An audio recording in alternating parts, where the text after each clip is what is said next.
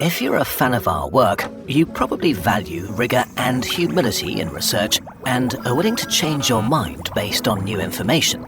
You might also appreciate the same principles applied to important questions like, how can my donation make the biggest impact? GiveWell, this video's sponsor, does precisely that. They publish all of their footnoted research, along with their past mistakes, for free. More details, including how to get your donation matched, at the end of this video. An allergy is like finding a spider in your bedroom and exploding a nuclear bomb. Sure, spiders are upsetting and now dead, but so are all of your neighbors and your dog. You can be allergic to an incredibly diverse and weird amount of stuff: pollen, dust, insect stings, animal hair, any kind of food, latex, and even your own sweat. One of the wildest things about allergies is how fast they are, breaking out suddenly and violently, and you can develop new allergies. One moment you're enjoying a shellfish you ate thousands of times before, and the next moment you wake up in an ambulance. A shrimp can kill you. How bizarre. But what are allergies? Why do our bodies flip the table on harmless stuff?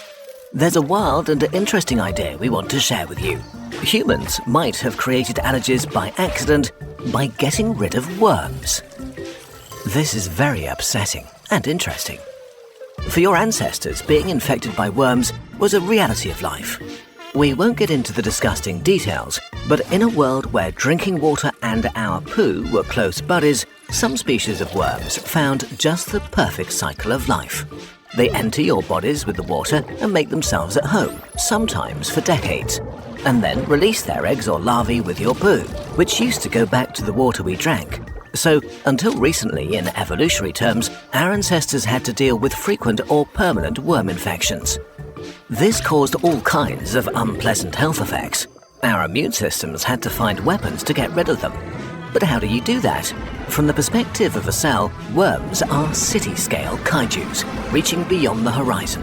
Worse, instead of skin, parasitic worms have an elastic protective layer that withstands even stomach acid. You really need to pack some punch to cause damage. It takes an army to kill a worm. We're simplifying, but basically when a worm enters your body for the first time, intelligence cells notice their presence. They move to your lymph nodes and activate specialized antibody factories called B cells. We explain them in detail in this video. These B cells are told that they need to fight parasites and start producing a special class of weapons, IgE antibodies. Tiny protein crabs with two pinchers that connect to worms like magnets to metal. IgE floods your entire body and basically begin arming a nuclear bomb, an army of really scary cells called mast cells.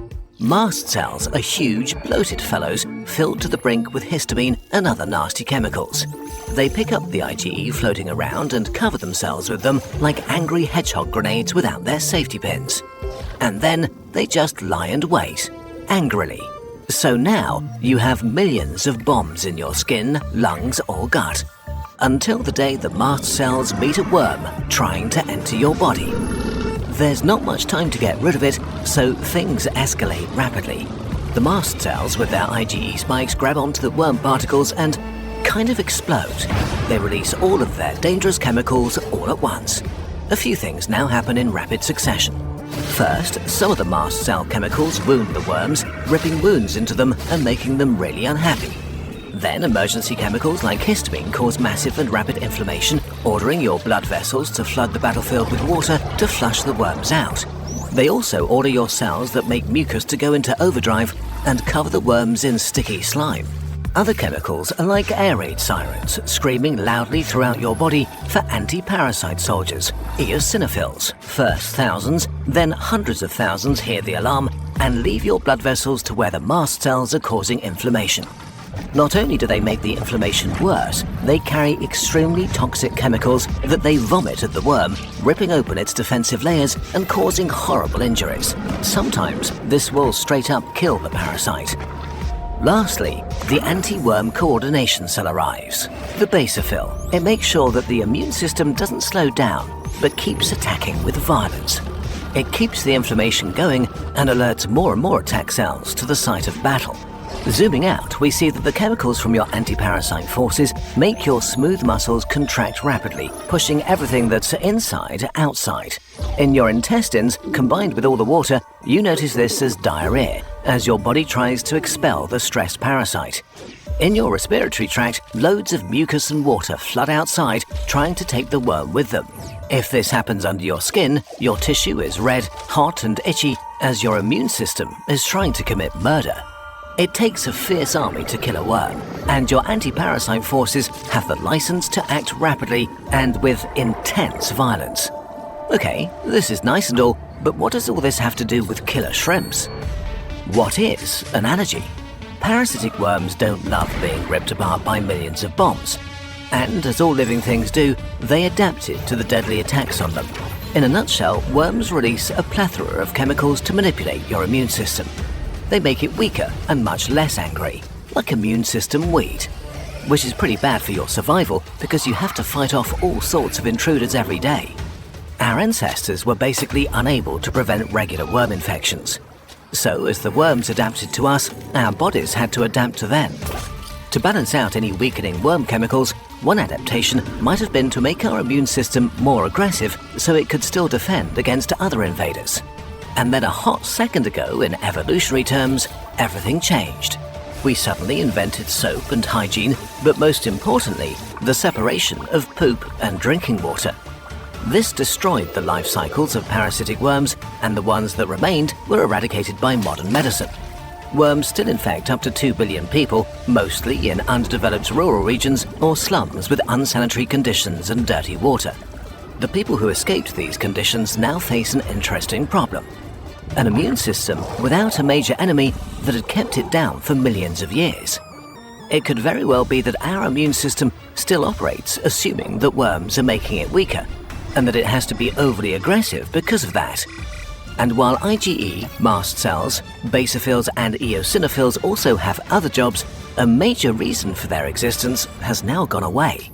But they kind of act as if worms are around, only that they now attack other dangerous foes like shrimps. This is exactly what happens when you have an allergic reaction to a shrimp. Your immune system picks up shrimp proteins and produces IgE antibodies against shrimps. The antibodies then arm mast cells, turning them into bombs. So you have millions of bombs in your skin, your lungs or your gut with a license to choose violence even when provoked a little bit. Until one day you eat another shrimp. Your anti-parasite forces flip on like a switch. Only there is no kaiju to attack.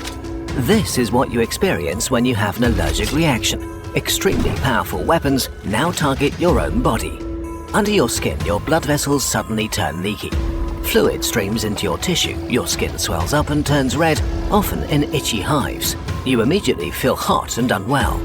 In your digestive system, the mast cells can cause nausea, cramps and sharp pain as water floods into your intestines and triggers intense diarrhea and vomiting.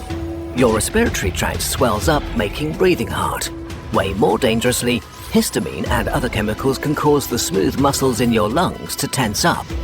In the best case, you get a stuffy nose. In the worst case, you're suddenly fighting for your life. Mast cells all over your body unload their bombs all at once, causing an anaphylactic shock. Your blood loses so much water that your blood pressure drops to dangerous levels. This alone is life-threatening. In combination with the things going on in your lungs, anaphylaxis is a life or death emergency, often with just a small time window to do anything about it. Allergic reactions truly are no joke. Even the deadliest diseases like Ebola need days to kill you, but your immune system can kill you within a few minutes. We're finally able to tell you about Starbirds, the video game we're working on with Tucana Interactive. Then the calendar came to life. We spent many weeks crafting epic illustrations worthy of representing 200,000 years of human history. We had to get it right. The adventures, the hardship, the incredible achievements.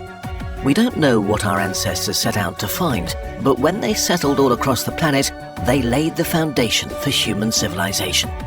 Then, in May, Smoking is Awesome became our most successful video this year. It had a huge impact and inspired many of you to quit smoking for good. Nothing could make us happier.